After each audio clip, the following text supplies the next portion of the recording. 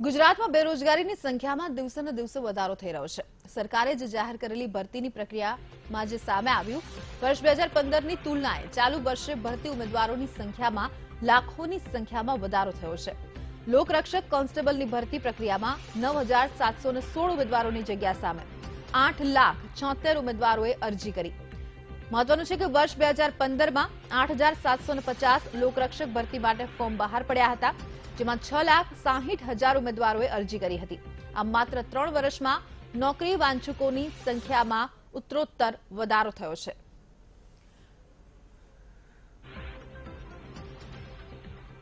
તેવું પણ કહી શકાય કે જે રીતે બેરોજગારીનું પ્રમાણ છે તે પણ દિવસે ને દિવસે વધી રહ્યું છે। સળગતા સવાલો જે રીતે સામે આવી રહ્યા છે કે લાખો ઉમેદવારોનો જે રેશિયો છે તે ક્યારે ઘટશે। 2015ની તુલનામાં 2018માં આ જે ઉમેદવારો છે બેરોજગાર તેમાં વધારો થયો છે। તેવું કહી શકાય કે દિવસે ને દિવસે બેકારીમાં વધારો થઈ રહ્યો છે। ગુજરાતમાં બેરોજગારોમાં વધારો થઈ રહ્યો છે। વિકાસની હરણફાળની મોટી મોટી વાતો કરવામાં આવે છે, તેની વચ્ચે આટલા બધા બેરોજગારો કઈ રીતે જોવા મળી રહ્યા છે। એક ભરતીમાં જ્યાં અમુક સંખ્યામાં ભરતી જ્યારે બહાર પડે છે, લાખોની સંખ્યામાં ઉમેદવારોની જે અરજીઓ છે તે સામે આવે છે।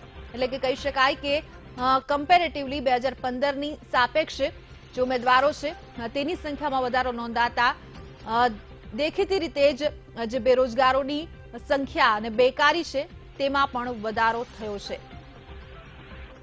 લોકરક્ષક કોન્સ્ટેબલની ભરતી માટે જે રાજ્યમાં આંકડાઓ સામે આવ્યા છે તેને લઈને આ વાત સામે આવી છે। 9,716ની જગ્યા, ફક્ત 9,716ની જગ્યા છે તેની સામે 8 લાખ જેટલા ઉમેદવારોએ અરજી કરી છે।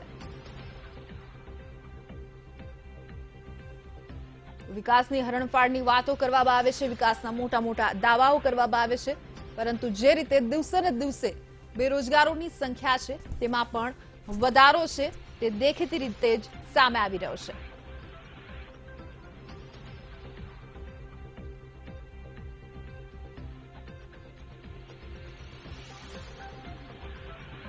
અનેક સરકારી ભરતીઓ આગામી સમયમાં પણ બહાર પડશે, પરંતુ જે રીતે અત્યારે ચિંતાની વાત કહી શકાય કે જે રીતે બેકારી વધી રહી છે, બેરોજગારોની સંખ્યા વધી રહી છે, જોબ સિક્યોરિટી ને લઈને પણ સવાલો ઉઠી રહ્યા છે।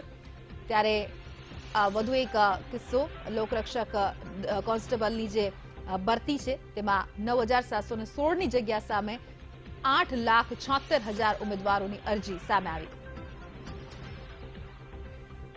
તો વધુ માહિતી સાથે અમારા સંવાદદાતા નરેન્દ્ર સીધા જ અમારી સાથે જોડાઈ ગયા છે। નરેન્દ્ર, જે રીતે એક બાદ એક આંકડાઓ જે સામે આવી રહ્યા છે, ખાસ કરીને એવું કહી શકાય કે બેરોજગારીની જે વાતો કરવામાં આવી રહી છે એ ક્યાંક ને ક્યાંક તથ્ય તેનું સામે આવ્યું છે, કારણ કે હજારો બેરોજગારો સામે આવ્યા છે આ રીતની જે સામાન્ય ભરતીઓ નીકળે છે તેમાં પણ।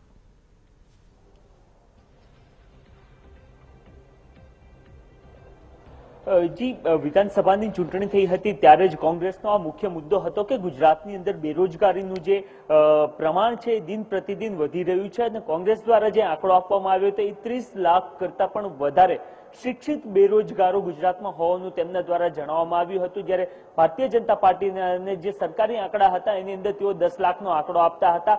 ત્યારે આ તમામ જે બેરોજગારીનું સ્તર કેટલું ઊંચું છે એનું પ્રમાણ આપતું એક ઘટના અત્યારે હાલ બનવા જઈ રહી છે। આવતી આ જે રવિવાર આવી રહ્યો છે ત્યારે લોકરક્ષક જે કોન્સ્ટેબલ હોય છે એમની એક ભરતીની જે પરીક્ષા લેવામાં આવનાર છે, લગભગ જે જગ્યા છે 9,700 જેટલી જગ્યાઓ છે અને એની માટે જે ફોર્મ ભરાયા છે 8,76,000 જેટલા જે વિદ્યાર્થીઓ છે એમના દ્વારા આની અંદર અરજી કરવામાં આવી છે। આ પ્રથમવાર નથી, આ અગાઉ પણ 2015ની અંદર જે ભરતી થઈ હતી એની અંદર પણ 8,700 જેટલી જગ્યા માટે 6.5 લાખ કરતા પણ વધારે ફોર્મ ભરાયા હતા। એટલે કે જેટલી જે જગ્યાઓ છે એના કરતા જે ફોર્મ ભરનારાની સંખ્યા છે એ લગભગ 100 ગણી વધારે છે અને આ એક એવા પ્રકારની પરીક્ષા છે કે જેની અંદર ધોરણ 12 પાસ જે વિદ્યાર્થીઓ હોય છે એને લાયક ગણવામાં આવતી હોય છે। એટલે કે આ સામાન્ય કક્ષાની નોકરી કહેવામાં આવતી હોય છે અને એ સરકારી નોકરી માટે આટલા બધા લોકો દ્વારા એટલે કે શિક્ષિત બેરોજગારો દ્વારા ફોર્મ ભરવામાં આવ્યું છે અને એ જ એક બાબતનું પ્રમાણ આપે છે કે ગુજરાતની અંદર શિક્ષિત રોજગારોની સંખ્યા દિન પ્રતિદિન વધી રહી છે અને એ આંકડો ખૂબ મોટો છે. કોંગ્રેસ દ્વારા તો વારંવાર કહેવામાં આવ્યું છે લગભગ 30 લાખ કરતા પણ વધારે બેરોજગારો ગુજરાતની અંદર છે અને એ તમામ બાબતનો પુરાવો કદાચ આ પ્રકારની જ્યારે ભરતીઓ થતી હોય છે એની અંદર જે પ્રકારે લોકો એપ્લિકેશન આપતા હોય છે એના પરથી આવી શકતો હોય છે. જી બિલકુલ આભાર નરેન્દ્ર આ સમગ્ર માહિતી બદલ. તો જે રીતે અમારા સંવાદદાતાએ તમામ માહિતી આપી, જે રીતે ભરતીમાં લાખો ઉમેદવારો સામે આવી રહ્યા છે, 8,716 જેટલી જે ભરતી બહાર પડી છે લોકરક્ષક કોન્સ્ટેબલની જે ભરતી છે તેને લઈને, પરંતુ જે આંકડો જે સામે આવ્યો છે અરજીઓ તેને લઈને જે સામે આવી છે તે આંકડાઓ ચોંકાવનારા છે. 8,76,000 જેટલી અરજી આ જગ્યા માટે આવી છે.